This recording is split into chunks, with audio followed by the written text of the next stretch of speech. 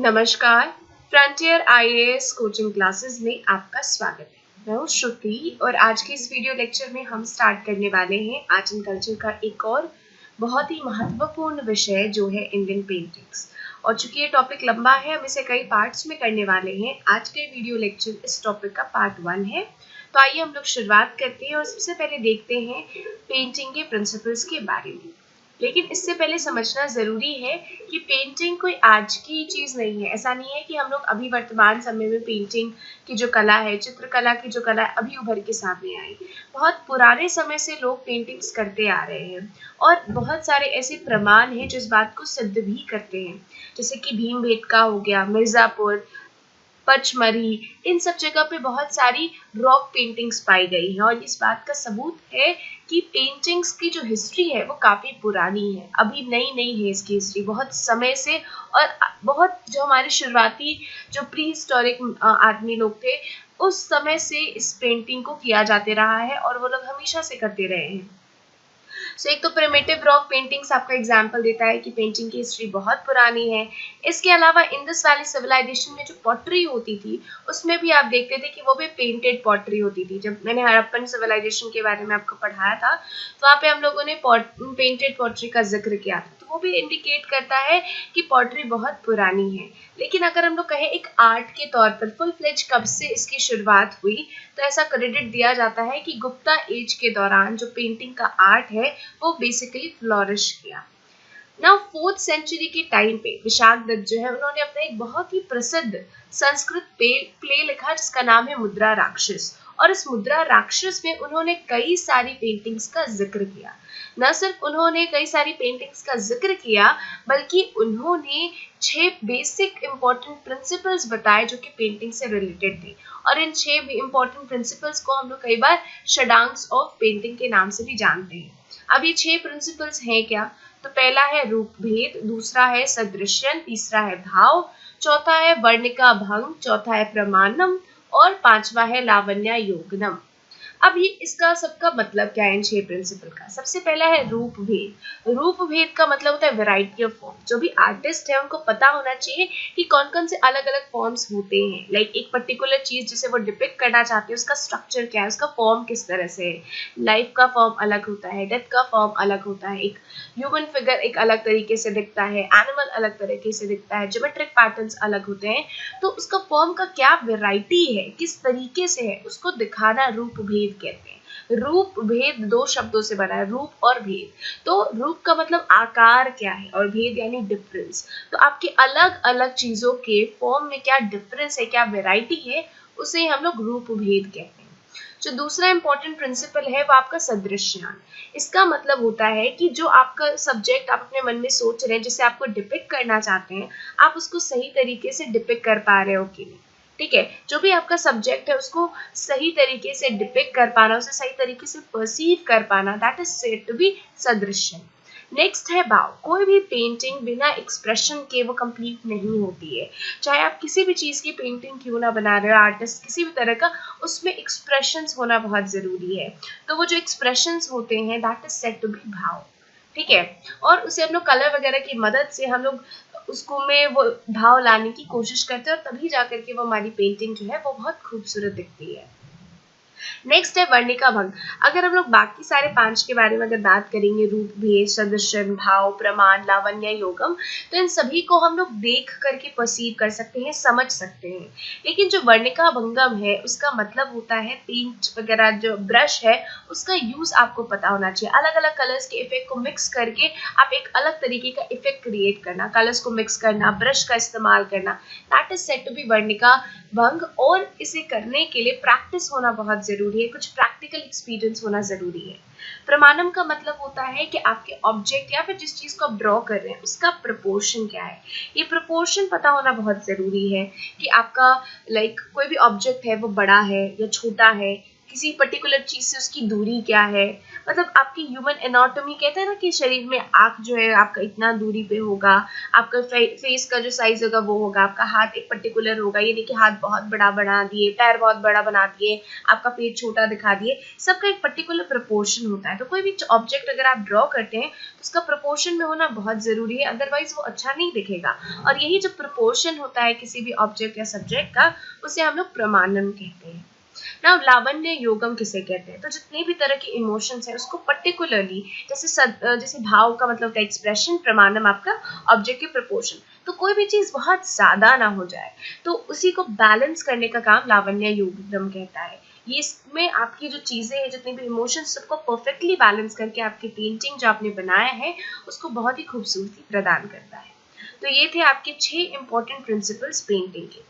आगे हम लोग बात करते हैं।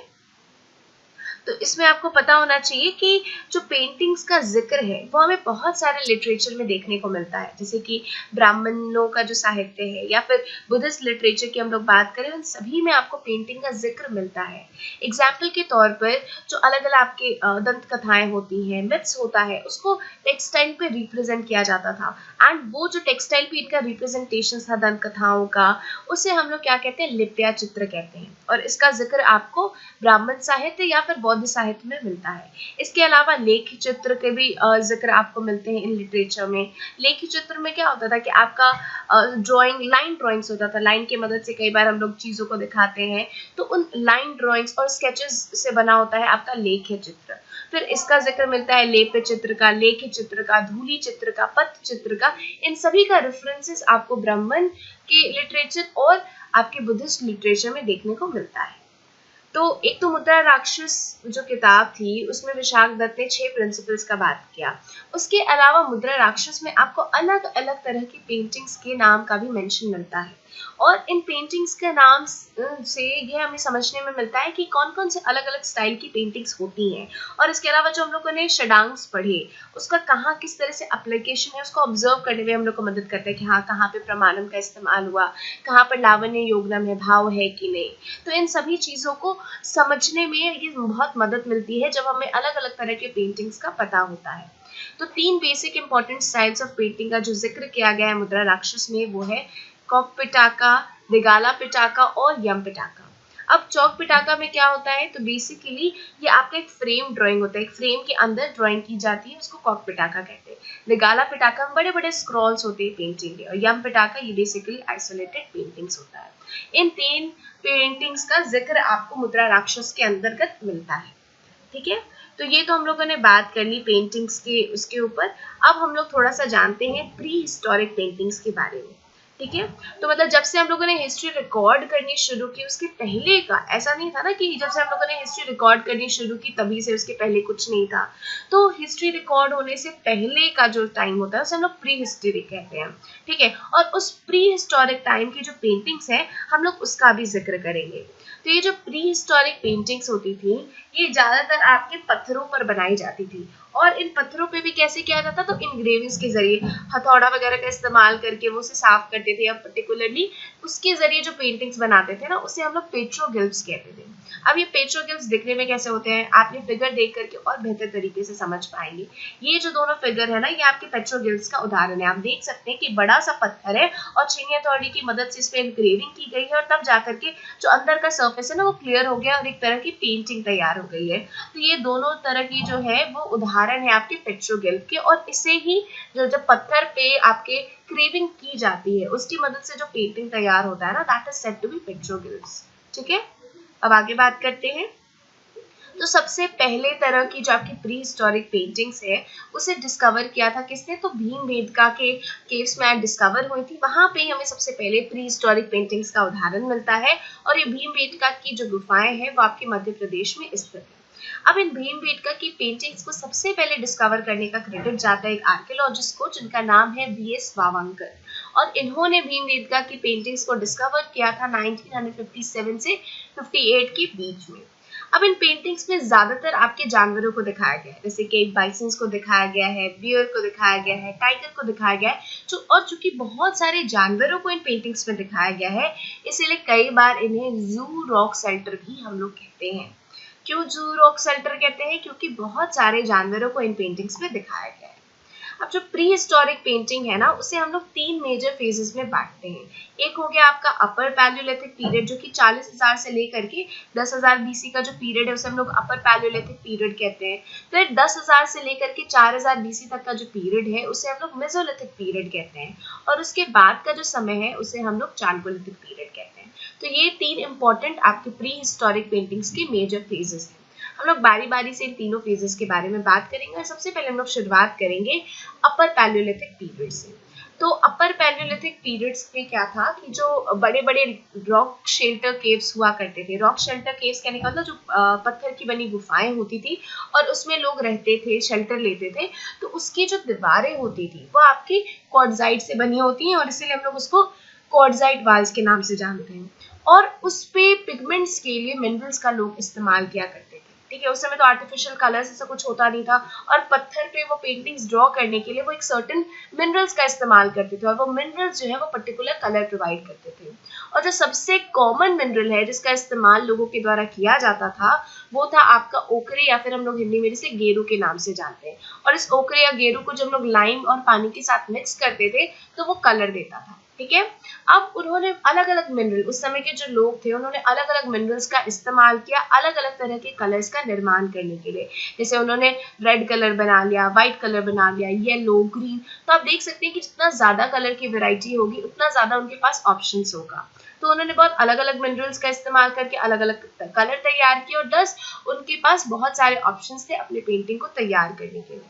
जनरली ऐसा देखा गया है कि वो लोग सफेद रंग का इस्तेमाल, डार्क रेड और ग्रीन, इसका इस्तेमाल बड़े बड़े जानवरों को दिखाने के लिए करते थे। जैसे आपका जंगली भैंसा हो गया, एलिफेंट हो गया, राइनोसोरस हो गया, टाइगर्स, इनको दिखाने के लिए इन 3 कलर्स का इस्तेमाल किया जाता था।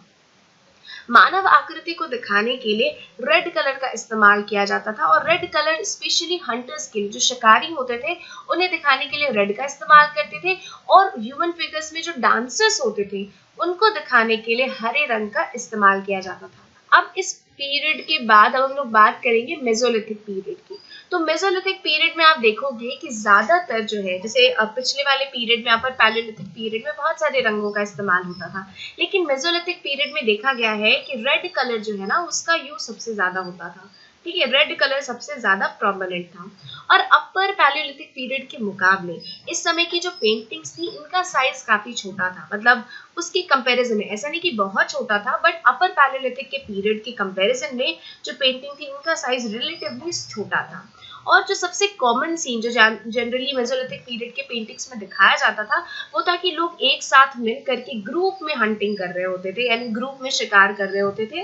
और बहुत सारी पेंटिंग्स ऐसी भी थी जिसमें कि आपको जो ग्रेजिंग एक्टिविटी को दिखाया जाता था, या फिर किसी चीज की सवारी करते हुए दिखाया जाता था, अलग अलग जानवरों की। ठीक है, तो ये सारे कुछ कॉमन थीम्स थे जो कि मेसोलिथिक पीरियड के पेंटिंग्स में आपको देखने को मिलते हैं। मेसोलिथिक पीरियड के बाद हम लोग बात करेंगे चालकोलिथिक पीरियड। तो ये जो पीरियड था इसमें देखा गया था ना कि ग्रीन और येलो कलर, इन दोनों रंगों का इस्तेमाल पेंटिंग्स बनाने के लिए काफी ज्यादा किया जाने लगा। जिस तरह से आपके स्टार्टिंग वाले पीरियड में, यानी कि अपर पैलियोलिथिक पीरियड में बहुत सारे कलर ऑप्शंस थे और वो लोग अलग अलग कलर्स का इस्तेमाल करते थे दिखाने के लिए। फिर आपका मेसोलिथिक पीरियड में रेड कलर का इस्तेमाल ज्यादा होने लगा। चालकोलिथिक पीरियड में ग्रीन और येलो, ये दो जो है ना वो बहुत ही प्रोमिनेंट कलर थे चालकोलिथिक पीरियड के। और ज्यादातर जो पेंटिंग्स चालकोलिथिक पीरियड के दौरान दिखाई जाती थी उसमें युद्ध के सीन को दिखाया जाता था। क्या इसका मेन आइटम होता था? तो थीम होता था, तो वो बैटल सीन्स होते थे। बहुत सारे ऐसी भी पेंटिंग्स थे जिसमें कि जो आपके आदमी है वो घोड़े या फिर एलिफेंट इसकी सवारी कर रहे होते। और कुछ में तो आप ये भी देख सकते थे ना कि जो आदमी है वो अपने साथ साथ मतलब जो धनुष बाण था उसको भी कैरी करते थे, जो इस बात का सबूत था कि ये अपने आप को बैटल के लिए हमेशा तैयार रखते थे। यानी कभी भी अगर युद्ध होगा तो वो तुरंत अपना धनुष बाण ले करके और युद्ध के लिए तैयार हो सकते थे। ठीक है, अब ये जो केव साइट्स थे, यानी कि मतलब ऐसा नहीं था कि चालकोलिथिक पीरियड के बाद जो है वो खाली हो गया या यहाँ पे लोग नहीं रहने लगे, ऐसा नहीं था। बाद में देखा जाता था कि लेट हिस्टोरिकल पीरियड्स में भी इन केव साइट्स में लोग रहते थे, क्योंकि बहुत सारी जो पेंटिंग्स है वो आपको मिलती है अशोकन और गुप्ता पीरियड की उसमें। इसके अलावा आपके जो ब्रह्मी लिपि में अशोकन और गुप्ता पीरियड में जो चीजें लिखी जाती थी तो उसके भी सैंपल आपको चालकोलिथिक पीरियड में ये जो केव्स है ना उसमें देखने को मिलता है। ठीक है। तो ये इंडिकेट करता है कि बाद के अशोकन और गुप्ता पीरियड में भी यहाँ पे लोग रहते थे। आगे बात करते हैं हम लोग चालकोलिथिक पीरियड की। तो जो दूसरे सेट की जो पेंटिंग्स हैं जो कि चालकोलिथिक पीरियड मेसोलिथिक पीरियड से हमें मिलती है, वो आपकी नरसिंग में है, मध्य प्रदेश में एक जगह है नरसिंहगढ़, और वहां पे आपको मेसोलिथिक पीरियड की एक और सेट की पेंटिंग्स मिलती है। और इन पीरियड पेंटिंग्स में ये दिखाया गया है कि जो आपकी स्पॉटेड डियर है ना, उसका जो चमड़ा है उसको सुखाते हुए दिखाया गया है। और ये इस बात का प्रूफ है कि उस समय के लोग जो है वो स्किन को टैन करने का जो आर्ट है उसमें माहिर हो चुके थे, और इस स्किन टैनिंग के आर्ट का इस्तेमाल करके वो क्लोथिंग और जो सेल्टर का पर्पस था उसको सेटिस्फाई करते थे। बहुत सारी पेंटिंग्स ऐसे भी थी जिसमें कि म्यूजिकल इंस्ट्रूमेंट्स को भी डिपिक्ट किया गया था, जैसे म्यूजिकल इंस्ट्रूमेंट्स में हार्प हो गया यानी वीणा, उन सभी को भी आपकी बहुत सारे पेंटिंग्स पर दिखाने को की कोशिश की गई थी। बहुत सारे पेंटिंग्स ऐसे भी थे जिसमें कि कम्प्लेक्स ज्योमेट्रिकल शेप्स को दिखाने की कोशिश की गई थी। नॉर्मल ज्योमेट्रिकल शेप हो गया आपका स्क्वायर, फिर आपका ट्रायंगल, आपका सर्कुलर, लेकिन कुछ कम्प्लेक्स ज्योमेट्रिकल शेप यानी कि स्पाइरल दिखाना हो गया, ठीक है, फिर आपका रोम्बाइड हो गया, फिर सर्कल को भी कुछ हद तक कॉम्प्लेक्स में कंसिडर किया जाता है। तो इस तरह के जो शेप्स है ना, वो भी आपके कुछ पेंटिंग्स में उनका भी जिक्र, उनको भी दिखाने की कोशिश की गई है। आगे बात करते हैं हम लोग, कुछ जो पेंटिंग्स है, ठीक है, वो आपके बाद के पीरियड को बिलोंग करती है, जैसे कि 100 BC के अराउंड के जो पीरियड है ना, उस समय की पेंटिंग्स है। जैसे कि जो आपके छत्तीसगढ़ का सरगुजा डिस्ट्रिक्ट है, वहाँ के रामगढ़ हिल्स में आपका एक केव है जिसे हम लोग जोगी मारा केव्स कहते हैं। वहाँ की जो पेंटिंग्स है वो पता चलता है कि मैं बाद की बनी हुई पेंटिंग्स, यानी 100 BC के दौरान उनका निर्माण हुआ था। छत्तीसगढ़ के अगर हम लोग कनकेर डिस्ट्रिक्ट की बात करें तो वहाँ पे बहुत सारी गुफाएं हैं, जैसे कि आपका उटकुडा का जो शेल्टर है, गाड़ा गोडी, खैरखेड़ा, गोती तोला, कुला गांव, ये सारी ऐसे शेल्टर्स हैं जो कि छत्तीसगढ़ में पाए जाते हैं। और इन शेल्टर्स में ना बहुत सारे ह्यूमन फिगर्स को दिखाया गया है, बहुत सारे एनिमल्स को, आपके हाथों की हथेली का छाप है वहाँ पे, फिर बुलॉक कार्ट्स, इन सभी चीजों को दिखाया गया। और कहीं ना कहीं ये इशारा करता है कि जैसे जैसे लोग आगे की तरफ, मतलब जैसे जैसे समय बीतता जा रहा था, तो लोगों के रहन सहन का जो तरीका है वो और बेहतर होते जा रहा था, ठीक है। इसी तरह की कुछ आपकी सिमिलर पेंटिंग्स आपको कोरिया डिस्ट्रिक्ट के गोडार और जो कोहाबुर रॉक आर्ट साइट्स है, वहां पे भी इसी तरह की कुछ पेंटिंग्स आपको देखने को मिलती है। आगे बात करते हैं, जो एक दूसरी बहुत ही इंपॉर्टेंट साइट है वो है आपका चिटवा डोंगरी, जो कि दुर्ग डिस्ट्रिक्ट में सिचुएटेड है। यहाँ पर आपके कुछ इंपॉर्टेंट थीम्स को दिखाया गया है, जैसे कि एक चाइनीज जो है, एक चीनी आकृति जो है वो गधे की सवारी कर रही है, फिर आपके ड्रैगन्स के पिक्चर्स हैं, फिर आपका खेती करते हुए दिखाया गया है। ये कुछ कुछ कॉमन थीम्स है जो कि चिटवा डोंगरी जो है वो प्लेस वहां पर की पेंटिंग्स में देखने को मिलता है। कुछ जो बहुत ही इंटरेस्टिंग रॉक पेंटिंग्स है वो आपकी पाई गई है बस्तर जिले के लिमदारिया में, फिर आपका जो सरगुजा डिस्ट्रिक्ट के ओगडी, सीता लेखनी, इन सब जगहों पे बहुत ही इंटरेस्टिंग रॉक पेंटिंग को देखने को मिला है। तो आपको ये बस ये पता होना चाहिए कि चिटवा डोंगरी इनके थीम्स क्या क्या है, वहां पे भी पेंटिंग पाई गई। फिर बस्तर जिला में जो लिमदरा है, फिर या फिर ओडगी कहे या सीता लेखनी, इन सब जगह पे भी चालकोलिथिक पीरियड की जो पेंटिंग्स है वो देखने को मिलती है। तो ये हम लोगों ने जो 3 इम्पोर्टेंट फेजेस थे प्री हिस्टोरिक पेंटिंग्स की, उसकी जो इम्पोर्टेंट फीचर्स उसके बारे में हम लोगों ने जिक्र किया। अब हम लोग बात करेंगे क्लासिफिकेशन ऑफ इंडियन पेंटिंग्स, ठीक है, और उसमें हम लोग सबसे पहले बात करेंगे म्यूरल पेंटिंग्स की। तो म्यूरल पेंटिंग्स में जाने से पहले जरूरी है म्यूरल्स को समझना। तो कोई भी काम आपके बड़े बड़े दीवारों पर अगर किया जाता है या किसी भी सॉलिड स्ट्रक्चर पे किया जाता है ना, तो उसे ही हम लोग म्यूरल कहते हैं। और अगर इन बड़े बड़े दीवारों पर हम लोग पेंटिंग करते हैं या सॉलिड स्ट्रक्चर पे पेंटिंग करते हैं, तो वो पेंटिंग कहला जाती है म्यूरल पेंटिंग। अब इन म्यूरल पेंटिंग की निर्माण कब से कब देखने को मिलता है, तो 2nd सेंचुरी BC से लेकर के 10th सेंचुरी AD तक आपके म्यूरल पेंटिंग्स का निर्माण हुआ है। अब म्यूरल पेंटिंग्स कहाँ कहाँ में मिलते हैं, तो जैसे अजंता की गुफाएं हो गई, अन्नामलाई की गुफाएं हो गई, रावण छाया की गुफाएं हो गई, बाग, सीतान बंसल, कैलाशनाथ टेम्पल जो एलोरा का, इन सब जगह पे हमें म्यूरल पेंटिंग जो है वो देखने को मिलती है। इन सभी के बारे में हम लोग डिटेल से आगे आने वाली स्लाइड्स में बात करेंगे। और ज्यादातर जो आपकी म्यूरल पेंटिंग्स है या तो आपको नेचुरल केव्स में देखने को मिलती है, जो कि मतलब प्राकृतिक रूप से जो बनी गुफाएं हैं, या तो उसमें देखने को मिलती है, या फिर पत्थरों को काट करके जो चैम्बर तैयार किया गया है उसके वॉल्स पे हमें म्यूरल पेंटिंग देखने को मिलती है। और इन पेंटिंग्स का जो थीम होता है वो ज्यादातर या तो हिंदू धर्म से जुड़ा होता है, या तो बुद्धिस्ट धर्म से जुड़ा होता है, या फिर जैन धर्म से जुड़ा होता है। और इसके अलावा जो बहुत सारे साधारण आपके प्रेमिसेस हुआ करती थी जहाँ पे कोई भी डेकोरेशन नहीं था, तो उसको भी डेकोरेट करने के लिए म्यूरल पेंटिंग का इस्तेमाल किया जाता था। जैसे कि जोगीमारा की गुफाएं जो है उसके अंदर एक एंशिएंट थिएटर रूम है, उसको डेकोरेट करने के लिए भी म्यूरल पेंटिंग का इस्तेमाल किया गया था। अब हम लोग क्या बात करेंगे, तो हम लोग बात करेंगे म्यूरल पेंटिंग्स इन इंडिया की कुछ और इम्पोर्टेंट कैरेक्टरिस्टिक्स की। तो म्यूरल पेंटिंग क्यों यूनिक है, तो म्यूरल पेंटिंग इसलिए यूनिक है क्योंकि इनका साइज जो है वो बहुत यूनिक होता है। ठीक है, हम लोग म्यूरल पेंटिंग को कभी भी एक छोटे से पीस ऑफ पेपर में नहीं बना सकते, इसे जब भी बनाना होगा तो हम लोग बड़े बड़े स्ट्रक्चर्स की दीवारों पे बना सकते हैं, जैसे आपकी गुफाएं हो गई या टेम्पल वॉल्स हो गए, तो उस पे हम लोग जनरली म्यूरल पेंटिंग्स का निर्माण करते हैं। छोटे सा पीस ऑफ पेपर पे जो बनाया गया चित्र है वो म्यूरल पेंटिंग नहीं कहलाएगा। और जो इस एंशिएंट पीरियड के दौरान 3 मेजर रिलीजन्स ने म्यूरल पेंटिंग का इस्तेमाल किया अपने धर्म को प्रोपेगेट करने के लिए, उससे रिलेटेड चीजों को दिखाने के लिए। और ये 3 इंपॉर्टेंट धर्म है, बुद्धिज्म, जैनिज्म और हिंदुइज्म। इससे रिलेटेड ही ज्यादातर म्यूरल पेंटिंग्स बनी है। अजंता एलोरा केव्स एक बहुत अच्छा उदाहरण है जहां पर आपको म्यूरल पेंटिंग्स देखने को मिलेंगी। सो ये जो है ये आपका म्यूरल पेंटिंग्स को एक दिखाया गया कि बड़े से दीवार पे आपकी जो ड्रॉ की गई है, so this is basically called mural painting. अब हम लोग बात करेंगे अजंता केव की पेंटिंग्स के बारे में।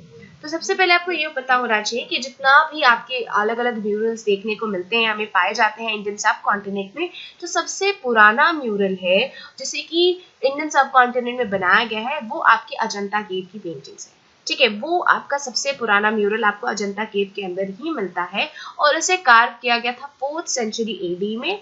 और जो वोल्केनिक रॉक्स थे ना, तो वोल्केनो से निकल के जो पत्थर बनते हैं उस पे जो क्रेविंग की गई थी वो आपकी सबसे पुरानी, and that is the oldest mural. अब अजंता केव में कुल मिलाकर 29 गुफाएं हैं और इन सभी को एक घोड़े के नाल के आकार में इन्हें तराशा गया है। ये जो केव है वो बेसिकली अपने जो म्यूरल पेंटिंग्स है ना उसके लिए काफी ज्यादा फेमस है और इन म्यूरल पेंटिंग्स को कंप्लीट होने में कम से कम 4 से 5 शताब्दी जो है समय लग गया था, यानी 4 to 5 सेंचुरीज का समय लगा था इसे पूरे मॉडर्न एम्पायर के पूरे रीजन के दौरान इस म्यूरल पेंटिंग्स को कंप्लीट होने में। जो म्यूरल्स आपके केव नंबर 9 और केव नंबर 10 में आपको देखने को मिलती हैं वो आपके मॉडर्न पीरियड की नहीं बल्कि वो सुंगा पीरियड की हैं, जबकि बाद की जो भी है ना वो आपकी गुप्ता पीरियड को बिलोंग करती है। अगर हम लोग केव नंबर 1 और केव नंबर 2 की म्यूरल पेंटिंग की बात करें तो जितनी भी पेंटिंग्स बाकी सारी गुफाओं में बनी है उसमें से सबसे जो रीसेंट सबसे हाल फिलहाल में जो बनी है वो आपकी केव नंबर 1 और 2 की है, बाकी सारी इनसे पुरानी है। ये सबसे जो है वो रीसेंट में बनी है केव नंबर 1 और 2 वाली। अजंता केव की जो वॉल्स है यानी कि जो दीवारें हैं उसपे आपको न सिर्फ म्यूरल्स पेंट देखने को मिलेंगे, इसके अलावा फ्रेस्को पेंटिंग्स ये भी आपको देखने को मिलेंगे इनकी गुफाओं के दीवारों पर। अब फ्रेस्को पेंटिंग जिसे हम लोग हिंदी में भित्ति चित्र के नाम से भी जानते हैं, तो इस फ्रेस्को पेंटिंग का मतलब होता है कि ये एक वेट प्लास्टर पे यानी गीले प्लास्टर के ऊपर जब पेंटिंग की जाती है ना तब उसे हम लोग फ्रेस्को पेंटिंग कहते हैं। अगर स्टाइल के बारे में हम लोग बात करें तो ये इस्तेमाल करते थे टेम्परा स्टाइल। टेम्परा स्टाइल का मतलब होता है पिगमेंट्स का इस्तेमाल करना। ठीक है, अब इस पेंटिंग्स में क्या दिखाने की कोशिश की जाती थी, तो जनरली ये जो पेंटिंग्स आप अजंता की गुफाओं में पाएंगे उसमें आप देखेंगे कि ह्यूमन वैल्यूज को पोर्ट्रे करने की कोशिश की जाती थी अलग अलग स्टाइल से, अलग अलग कॉस्ट्यूम का इस्तेमाल करके। और उस पीरियड में जो लोग कॉस्ट्यूम पहनते थे, जैसा उनका स्टाइल था, जो उनके ऑर्नामेंट्स थे, उस सब चीज़ों को इनके पेंटिंग्स में डिपिक्ट करने की कोशिश की जाती है। और अगर आपका कोई भी इमोशंस दिखाना हो, हंसना, बोलना या शांत कुछ भी, तो उसे एक्सप्रेस किया जाता था उसके हैंड गेस्चर्स के द्वारा, यानी कि हाथों की मुद्राओं के जरिए ये दिखाया जाता था कि सामने वाले का इमोशंस किस प्रकार का है। एक और बहुत ही जो खास फीचर है अजंता केव की पेंटिंग्स की वो ये कि इसमें जितनी भी फीमेल फिगर दिखाने की कोशिश की गई है सभी का हेयर स्टाइल बिल्कुल अलग है, बिल्कुल अनूठा है, यूनिक है। ऐसा नहीं है कि जितनी भी फीमेल फिगर्स है उन सभी के हेयर स्टाइल बिल्कुल एक जैसे हैं, हर एक का अपना अलग अलग हेयर स्टाइल है। इनफैक्ट इसमें जो एनिमल्स और बर्ड्स को भी दिखाने की कोशिश की गई है तो उनके भी इमोशंस के साथ दिखाने की कोशिश की गई है, बहुत प्लेन से एनिमल बर्ड्स को नहीं दिखाया गया है। आगे बात करते हैं, अब इन पेंटिंग्स का थीम क्या होता था। तो कोई भी पेंटिंग अगर बन रही है तो किसी चीज पर आधारित होगी, तो ज्यादातर ये जो पेंटिंग्स अजंता की गुफाओं में आपको देखने को मिलेगी वो या तो जातक कथाओं पर आधारित है, या फिर भगवान बुद्ध के जीवन से आधारित है, या फिर जो फ्लोरा और फाउना है उसके कुछ डेकोरेटिव पैटर्न्स है उसको दिखाने की कोशिश की जाती थी। बहुत सारे जो पेंटिंग्स है उसमें आपको ह्यूमंस के और एनिमल्स के ग्रेसफुल पोजेस भी देखने को मिलेंगे, कभी कोई ध्यान मुद्रा में तो कभी किसी पर्टिकुलर मुद्रा में उसमें दिखाने की कोशिश की गई है। और जो मीडियम इस्तेमाल किया जाता था पेंट करने के लिए, वो मीडियम जनरली आपका या तो वेजिटेबल या फिर मिनरल डाई हो सकता था। और जो आउटलाइन होती थी, यानी बाहर का जो आउटलाइन करते थे ना, वो आउटलाइन यूजुअली रेड ओकरे से की जाती थी, जबकि कॉन्टूर देने का काम जो है वो किया जाता था या तो ब्राउन कलर से या फिर काले रंग से या फिर लाल, मतलब गहरे लाल रंग से। ठीक है, तो ये याद रखिएगा कि अजंता केव की जो पेंटिंग्स है उसमें आउटलाइन रेड ओकरे की मदद से की जाती थी और काउंटर्स जो है वो आपका ब्राउन, ब्लैक या फिर डीप रेड में होता था। तो ये हम लोगों ने बात करी अजंता केव की पेंटिंग्स के बारे में, और एक यहाँ पे दिखाने की कोशिश की गई इस तरह का एक अजंता केव की जो पेंटिंग्स है उसका चित्र यहाँ पर दिया गया है। अजंता की गुफाओं के पेंटिंग्स के बाद अब हम लोग बात करेंगे एलोरा केव पेंटिंग्स की। तो एलोरा केव्स जो है वो भी, वहाँ पे म्यूरल पेंटिंग्स देखने को मिलती है, और ये जो पेंटिंग्स है ये बेसिकली 5 गुफाओं में पाई जाती है, और उसमें से भी जो सबसे ज्यादा म्यूरल पेंटिंग्स पाई जाती है तो वो कैलाश टेम्पल में होती है। इन म्यूरल पेंटिंग्स को एक बार में नहीं बनाया गया, इन म्यूरल्स को 2 स्टेजेस में बनाया गया, 2 अलग अलग फेजेस में बनाया गया। सबसे पहले फेजेस में क्या किया गया, तो जिस समय आपकी केव्स की कार्विंग हो रही थी उस समय पेंटिंग्स बनाई गई, तो वो पहला फेज था। फिर दूसरा फेज क्या था ना, जो फर्स्ट फेज के कई सदियों के बाद उसे तैयार किया गया। तो जितने भी म्यूरल्स अगर आप देखेंगे एलोरा केव्स में, तो याद रखिएगा कि एक बार में वो नहीं बने, 2 अलग अलग फेजेस में बने, फर्स्ट फेज और सेकेंड फेज में। जो शुरुआत की जो पेंटिंग्स है उसमें क्या थीम दिखाने की कोशिश की गई है, तो हम लोग जानते हैं गरुड़ जो कि एक सेलेस्टियल बर्ड है, उसके ऊपर भगवान विष्णु को माता लक्ष्मी के साथ बादलों के बीच से गुजरते हुए दिखाया गया है। बाकी जो पेंटिंग्स है उसे गुजराती स्टाइल में बनाया गया, और ज्यादातर जो शैव धर्म के जो होली मेन थे ना, शैव साधुओं को, उसे दिखाने की कोशिश की गई है, उनके जुलूस को, उनके प्रोसेशन को डिपिक्ट करने की कोशिश की गई है। और ये जो पेंटिंग्स हुआ करती थी ना, ये तीनों ही धर्म से जुड़ी होती थी। अब ये 3 धर्म क्या थे, तो हिंदुइज्म, जैनिज्म और बुद्धिज्म, इन तीनों ही धर्म से रिलेटेड पेंटिंग्स को एलोरा केव्स में आपको देखने को मिलेगी।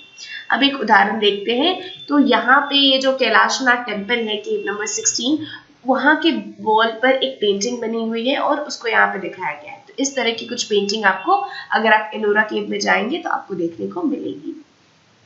एलोरा केव के पेंटिंग्स के बाद अब हम लोग बात करते हैं बाघ केव की पेंटिंग्स की। तो बाघ केव कहाँ स्थित है, तो बाघ केव से मध्य प्रदेश में स्थित है, और इनमें जो आपको पेंटिंग्स देखने को मिलेंगी, ये पेंटिंग्स अजंता की गुफाओं की जो पेंटिंग्स है उससे काफी मिलती जुलती है। किस टर्म में, तो जैसा डिजाइनिंग है, जिस तरह से उसे एग्जीक्यूट किया गया है, उसमें जिस प्रकार का डेकोरेशन यूज किया गया है, ये तीनों ही चीज बाघ केव की पेंटिंग्स और अजंता केव्स, इन दोनों की काफी मिलती जुलती है। ठीक है, अगर ये तो पॉइंट ऑफ सिमिलैरिटी हो गई कि डिजाइन सेम है, लगभग एग्जीक्यूशन सेम है, डेकोरेशन सेम है। अगर हमें डिफरेंशिएट करना हो कि ये बाघ केव की पेंटिंग्स है और ये अजंता केव की, तो जो सबसे बड़ा डिफरेंस ये है ना कि बाघ केव की जो पेंटिंग्स है उसमें जो भी फिगर्स दिखाने की कोशिश की गई है वो बहुत ज्यादा मॉडर्न है, एग्जैक्टली उनके आउटलाइंस जो है ना वो काफी स्ट्रॉन्ग है, और जिस प्रकार वो एक्चुअली दिखते हैं उनको उस तरह से दिखाने की कोशिश की गई है, बहुत ही अर्थली और ह्यूमन के तौर पर उसे दिखाने की कोशिश की गई है। बहुत ज्यादा आर्टिस्टिक चीजें नहीं उसमें इंक्लूड की गई, जैसे वो वास्तविक रूप में दिखते हैं वैसे दिखाने की कोशिश की गई है, और यही सबसे बड़ा अंतर है अजंता की गुफाओं की पेंटिंग्स और बाघ केव पेंटिंग्स में। एक केव नंबर 4 है जिसका हम लोग नाम रंग महल के नाम से जानते हैं, केव नंबर 4 को, और उसमें बहुत ही खूबसूरत से म्यूरल्स हैं दीवार पे बने हुए, और ये डिपिक्ट क्या करते हैं, तो या तो आपको जातक कथाएं दिखाते हैं या फिर बुद्धिस्ट कथाएं दिखाते हैं। जिस प्रकार अजंता की गुफाओं में ये सारे थीम्स थे, मैंने आपको बताया कि जातक की कथाएं वहां पे दिखाए गए, बुद्धास के लाइफ से जुड़े हुए थीम्स होते हैं, डेकोरेटिव फ्लोरा और फौना, तो यहाँ पे भी जो पेंटिंग्स है उनके थीम कुछ इसी प्रकार के होते हैं। ठीक है, आप देखिए ये जो पेंटिंग्स है वो ज्यादातर जो है वो रिलीजियस थीम्स को दिखाते थे, मतलब कुछ कुछ पेंटिंग्स थी जो कि रिलीजियस थीम्स पर आधारित थे, लेकिन बहुत सारी पेंटिंग ऐसी भी थी ना जो कि उस समय के लोग किस प्रकार रहते थे, उनका जीवन किस प्रकार का होता था उसको दिखाते थे, और इसीलिए ज्यादातर जो पेंटिंग है वो सेक्युलर नेचर की है। कुछ रिलीजियस थीम पे जरूर है, लेकिन जो कि बाकी सारी जो पेंटिंग्स है वो आपके नॉर्मल लोगों के जीवन पर आधारित है, इसीलिए वो सेकुलर नेचर की थी, यानी किसी पर्टिकुलर धर्म से जुड़ी हुई नहीं थी, क्योंकि वो नॉर्मल लोगों की लाइफस्टाइल दिखाती थी। तो यहाँ पे आपको बाघ केव की एक पेंटिंग दिखाई गई है। कुछ इस तरह की पेंटिंग आपको अगर आप बाघ की गुफाओं में जाएंगे तो वहां पे देखने को मिलेगी। अब हम लोग बात करेंगे अरमा मलाई केव पेंटिंग्स की। तो ये पहले केव्स कहाँ स्थित है? तो तमिलनाडु में एक जिला है जिसे हम लोग वेलोर के नाम से जानते हैं, तो ये वहां पर स्थित है और इन्हें 8th सेंचुरी में जैन मंदिर में बदल दिया गया, ठीक है। और इसके अंदर ना आप पाएंगे कि अनबेक्ड मड स्ट्रक्चर्स प्रेजेंट है, और ये अनबेक्ड जो मड स्ट्रक्चर्स हैं ये वैसे जगह के रूप में काम करते हैं जहां पर जैन जो मतलब संत होते हैं वो आराम करते हैं, ठीक है। अब जो beautiful colourful paintings on the walls and roof depicted tales अस्तिक पलाकास एंड जैनिज्म। सो अगर आप देखेंगे ना तो न सिर्फ इनकी दीवारों पर बल्कि छतों पर भी बहुत ही खूबसूरत सी और कलरफुल पेंटिंग्स आपको देखने को मिलेंगी। और ये जो कलरफुल पेंटिंग्स है ये आपकी आस्तिक पालक यानी कि 8 कॉर्नर्स पे देवताओं को दिखाती हैं और जैनिज्म से जुड़े इनके थीम्स हैं, ठीक है, Annamalai cave temples cave paintings में। इसके बाद हम लोग बात करते हैं सितान वसल केव पेंटिंग्स की। तो ये जो है बहुत ही फेमस रॉक कट केव्स है, सीतावनसाल केव। रॉक कट केव्स कहने का मतलब है कि बड़े से पत्थर को काट करके केव्स बनाया गया है। और ये कहाँ स्थित है? तो तमिलनाडु में एक शहर है जिसे हम लोग पुडुकोट्टई कहते हैं, उसके नॉर्थ वेस्ट में अगर हम लोग 16 किलोमीटर चलेंगे तब जाके हम लोग सीतावनसल केव में पहुंच जाएंगे। और ये बहुत ही ज्यादा फेमस है, किसलिए? क्योंकि जैन टेम्पल्स की पेंटिंग के तौर पर ये बहुत ज्यादा प्रसिद्ध है। और अगर पेंटिंग्स की अगर हम लोग बात करें तो जिस प्रकार बाघ केव की पेंटिंग्स अजंता से काफी मैच करती है, उसी प्रकार सीतावनसल केव की जो पेंटिंग्स है वो बाघ और अजंता पेंटिंग्स इन दोनों से ही काफी ज्यादा मिलती है। इसके म्यूरल्स इन दोनों के म्यूरल से काफी ज्यादा सिमिलर होते हैं। और इसमें जो पेंटिंग्स बनाई गई हैं, जो भी आपको चित्र देखने को मिलेंगे, न सिर्फ वो दीवारों पर है बल्कि वो आपकी छतों पर भी है और आपके जो पिलर्स होते हैं ना, स्तंभ, उस पे भी आपको पेंटिंग्स देखने को मिलेगी सीतावनसाल केव में। कुछ लोगों का ऐसा मानना है, कुछ विद्वान ऐसा मानते हैं कि ये जो गुफा है वो पल्लव पीरियड को बिलोंग करते हैं और किंग महेंद्र वर्मन जो फर्स्ट है उन्होंने इसमें मंदिर की खुदाई करवाई थी। जबकि कुछ लोगों का मानना था कि नहीं, इसे 9th सेंचुरी में श्राइन को पांड्या रूलर इन्होंने इसका जीर्णोद्धार किया, इसे वापस से रिनोवेट करने का काम किया, ठीक है। तो दो अलग अलग मत है, कुछ लोग पल्लव के पीरियड का मानते हैं और कुछ लोग मानते हैं कि पांड्या रूलर ने इन्होंने इसका जीर्णोद्धार किया था। आगे बात करते हैं, जो मीडियम इस्तेमाल की गई है सीतावनसाल की पेंटिंग्स में, वो मीडियम्स है कि वेजिटेबल और मिनरल डाई। तो इन्हीं दोनों का, या तो वेजिटेबल डाई का इस्तेमाल किया गया है या फिर मिनरल डाई का इस्तेमाल किया गया है। और and is done by putting colors on the surface of thin wet lime plaster। और जो पेंटिंग किस प्रकार तैयार की गई है, तो पतला सा आपका जो गीले लाइन का प्लास्टर है ना, उसके ऊपर कलर्स को पुट करके और तब जाकर के इस केव की पेंटिंग्स को बनाया गया है। और जो कॉमन कलर्स, आपको ज्यादातर कलर्स जो सीतावनसल केव पेंटिंग्स में देखने को मिलेंगे वो या तो पीला रंग होगा, या तो हरा रंग होगा, या तो ऑरेंज, या फिर नीला रंग, या फिर काला, या फिर सफेद। तो ये कुछ प्रोमिनेंट कलर्स थे जो कि ज्यादातर आपको सीतावनसल केव पेंटिंग्स में देखने को मिलेंगे। आगे बात करते हैं हम लोग रावण छाया रॉक सेल्टर की। तो ये जो पुरानी भित्ति चित्र थे, फ्रेस्को पेंटिंग्स, एक रॉक शेल्टर पे, ये कहाँ पे लोकेटेड है? तो ये उड़ीसा में क्योंझा जिला है, वहां पर स्थित है ये रावण छाया रॉक सेल्टर। और ये जो एक आधी खुली छतरी के आकार में, जिस तरह से एक छतरी को अगर हम लोग आधा खोलते हैं तो उसका आकार जिस प्रकार का होता है ना, रावण छाया रॉक सेल्टर का भी आकार कुछ उसी प्रकार का है। और कुछ बहुत ही पुरानी भित्ति चित्र जो है वो आपको रावण छाया रॉक सेल्टर में देखने को मिलेंगे। अब ये जो शेल्टर है ना, ये आपकी रॉयल हंटिंग लॉज के तौर पर काम किया करता था, ठीक है। अब जो सबसे इंपॉर्टेंट पेंटिंग जो आपको रावण छाया रॉक सेंटर में देखने को मिलेंगी वो एक 7th सेंचुरी का एक रॉयल प्रोसेशन यानी कि शाही जुलूस जो जा रहा है, इसकी एक पेंटिंग की गई है। और जितनी भी पेंटिंग्स है उसमें सबसे ज्यादा महत्वपूर्ण इस शाही जुलूस की पेंटिंग ही है। और जो रिमेन्स है चोला पीरियड की पेंटिंग्स की, वो ऐसा माना जाता है कि वो 11th सेंचुरी की है और वो भी प्रेजेंट है रावण छाया रॉक सेंटर में। तो एक तो शाही जो जुलूस है उसकी पेंटिंग है वो 7th सेंचुरी की है। इसके अलावा चोला पीरियड में जो भी पेंटिंग्स तैयार हुई जो कि 11th सेंचुरी को बिलोंग करती हैं, वो पेंटिंग्स भी आपको रावण छाया रॉक सेंटर में देखने को मिल जाएंगी। अब हम लोग बात करते हैं लेपाक्षी पेंटिंग्स की। तो ये जो म्यूरल पेंटिंग्स हैं ये आंध्र प्रदेश के अनंतपुर डिस्ट्रिक्ट जो है वहां पर स्थित है और इन्हें लेपाक्षी मंदिर जो है उसकी जो दीवारें हैं उस पर इन्हें बनाया गया है। अब इन्हें किसके दौरान बनाया गया है, तो विजयनगर पीरियड के दौरान इसका निर्माण किया गया था और इसके जो थीम है जिस पर आधारित ये पेंटिंग्स बनाई गई है वो थीम्स काफी सेक्युलर है, धर्मनिरपेक्ष है, किसी भी पर्टिकुलर धर्म से ये जुड़े हुए नहीं है। और ज्यादातर जो पेंटिंग्स है उसमें आप देखोगे कि प्राइमरी कलर्स का इस्तेमाल न के बराबर हुआ है और खास करके जो ब्लू कलर है जो कि एक प्राइमरी कलर है उसका इस्तेमाल आपको लेपाक्षी पेंटिंग में देखने को नहीं मिलेगा। अगर अभी तक जितने भी पेंटिंग्स की हम लोगों ने जिक्र किया तो लेपाक्षी पेंटिंग में आप देखोगे कि जो पेंटिंग की क्वालिटी है वो उतनी ज़्यादा बेहतरीन नहीं है और हम लोग कह सकते हैं कि यहाँ पर तक आते आते जो पेंटिंग्स की क्वालिटी है उसमें पतन देखने को मिलता है, उस पर डिक्लाइन देखने को मिलता है। और इसमें जो आपके फॉर्म्स है, फिगर्स है और उनके कॉस्ट्यूम्स का डिटेल है, इन सभी को ब्लैक कलर से आउटलाइन किया गया है। जिस तरह से अजंता केव्स में रेड कलर का इस्तेमाल किया गया था आउटलाइनिंग के लिए, फिर काउंटर के लिए डार्क रेड का इस्तेमाल किया गया था और बाकी कलर्स का यहाँ पर आउटलाइन करने के लिए, कॉस्ट्यूम वगैरह के डिटेल्स को दिखाने के लिए ब्लैक कलर का इस्तेमाल किया गया है। लेपाक्षी पेंटिंग का एक उदाहरण यहाँ पे दिखाया गया है कि ये आपको एक लेपाक्षी पेंटिंग को दिखाया गया है। तो इस प्रकार हम लोगों ने बात करी म्यूरल पेंटिंग्स के बारे में और भी पेंटिंग्स के इंपॉर्टेंट प्रिंसिपल्स के बारे में। अगले वीडियो लेक्चर में हम लोग बात करेंगे मिनिएचर पेंटिंग्स और उसके अलग अलग स्टाइल के बारे में। मैं उम्मीद करती हूँ आपको ये वीडियो लेक्चर पसंद आया होगा। धन्यवाद।